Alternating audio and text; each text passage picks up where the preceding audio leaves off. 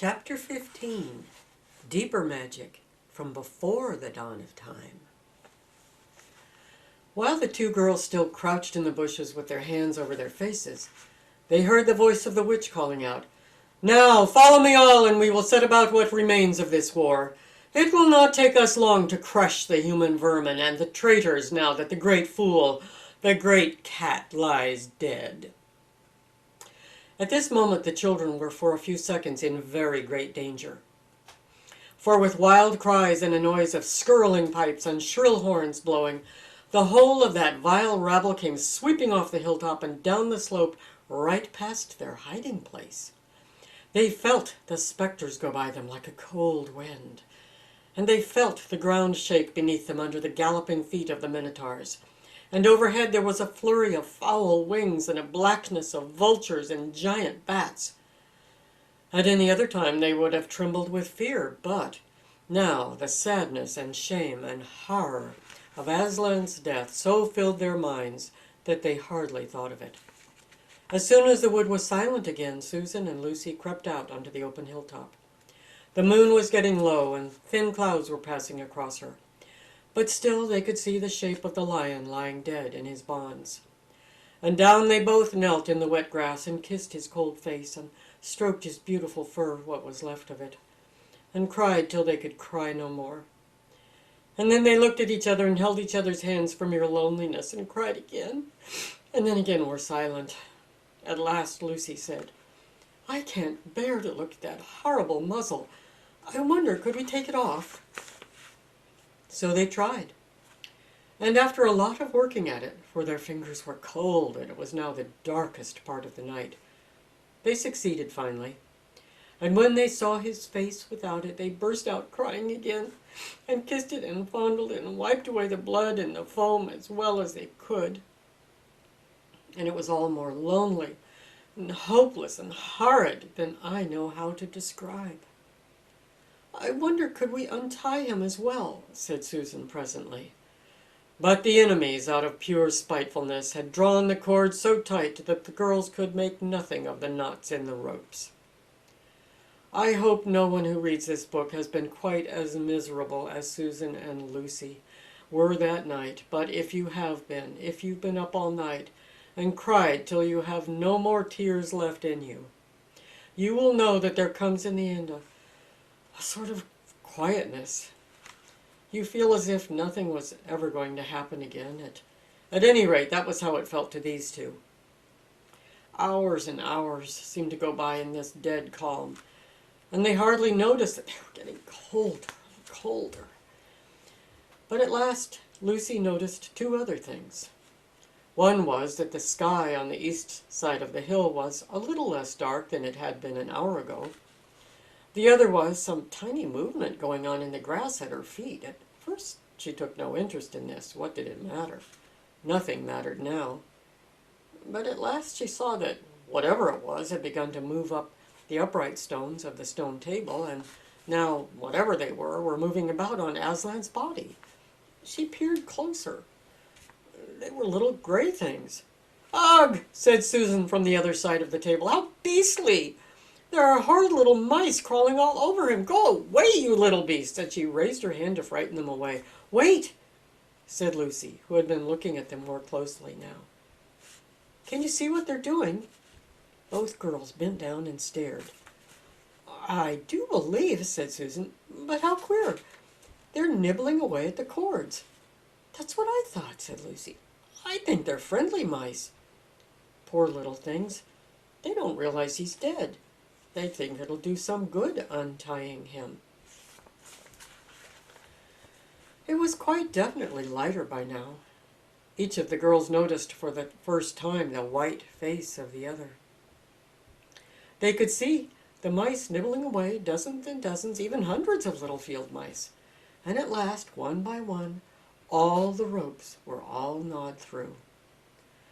The sky in the east was whitish by now, and the stars were getting fainter, all except one very big one low down on the eastern horizon. They felt colder than they had been all night. The mice crept away again.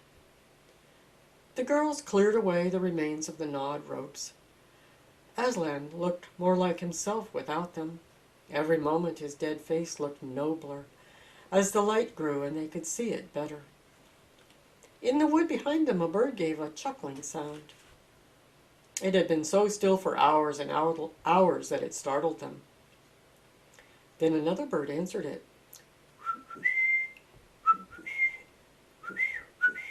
Soon there were birds singing all over the place. It was quite definitely early morning now, not late night. "Oh, it's so cold," said Lucy. "So am I," said Susan. "Let's walk about a bit." They walked to the eastern edge of the hill and looked down. The one big star had almost disappeared. The country all looked dark gray.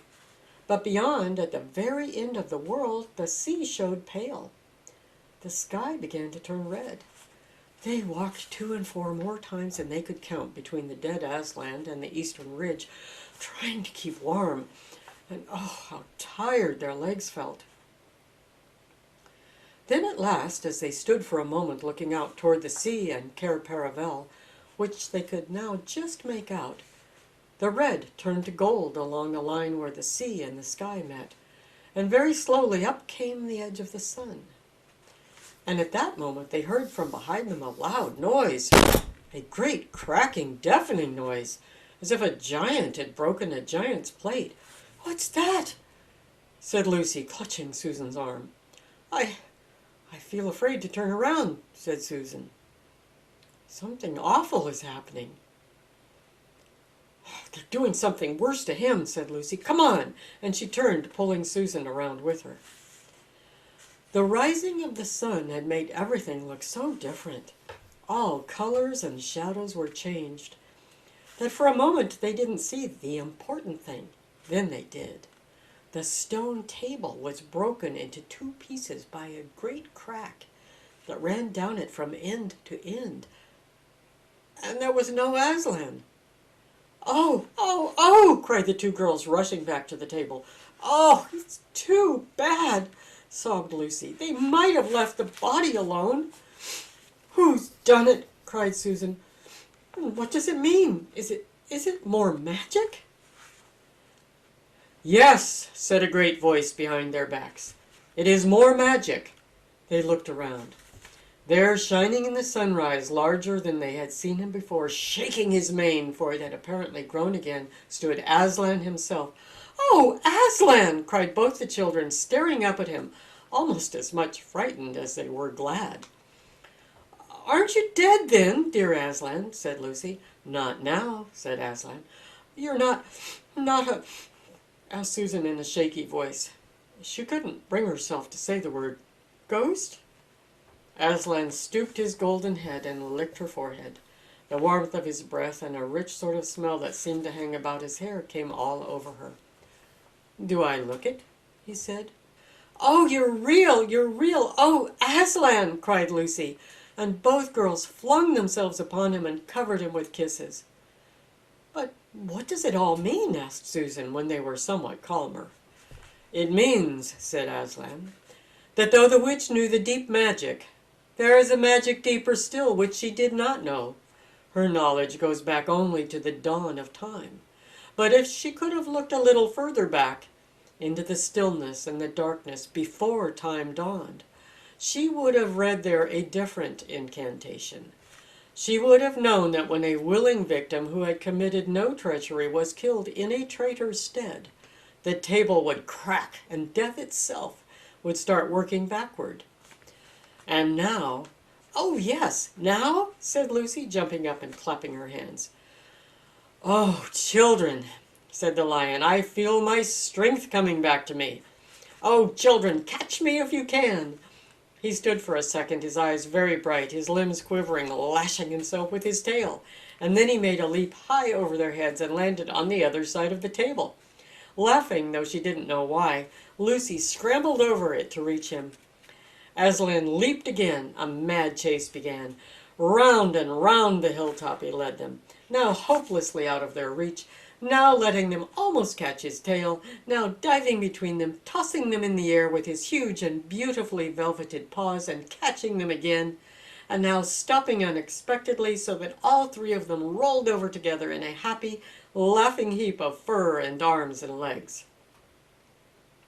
It was such a romp as no one has ever had except in Narnia, and whether it was more like playing with a thunderstorm or playing with a kitten, Lucy could never make up her mind. And the funny thing was that when all three finally lay together panting in the sun, the girls no longer felt in the least tired or hungry or cold or thirsty. "And now," said Aslan presently, "to business. I feel I am going to roar. You had better put your fingers in your ears."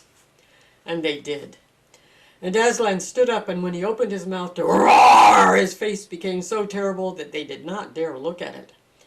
And they saw all the trees in front of him bend before the blast of his roaring, as grass bends in a meadow before the wind.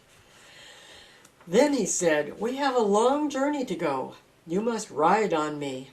And he crouched down, and the children climbed onto his warm golden back. And Susan sat first, holding on tightly to his mane. And Lucy sat behind, holding on tightly to Susan. And with a great heave, he rose underneath them and then shot off, faster than any horse could go, downhill and into the thick of the forest. That ride was perhaps the most wonderful thing that happened to them in Narnia. Have you ever had a gallop on a horse? Think of that. And then take away the heavy noise of the hoofs and the jingle of the bits, and imagine instead the almost noiseless padding of the great paws on the earth. And then imagine instead of the black or gray or chestnut back of the horse, the soft roughness of golden fur and the mane flying back in the wind.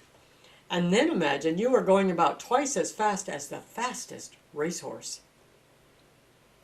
But this is a mount that doesn't need to be guided and never grows tired. He rushes on, never missing his footing, never hesitating, threading his way with perfect skill between tree trunks, jumping over bush and briar and the smaller streams, wading the larger, swimming the largest of all.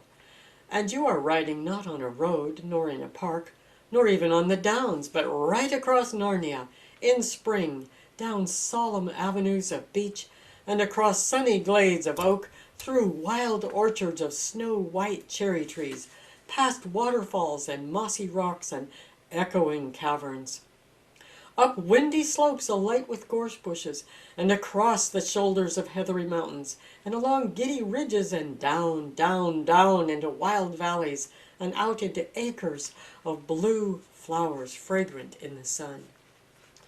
It was nearly midday when they found themselves looking down a steep hillside at a castle.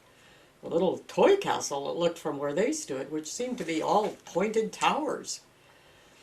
But the lion was rushing down at such a speed that it grew larger every moment, and before they had time even to ask themselves what it was, they were already on a level with it.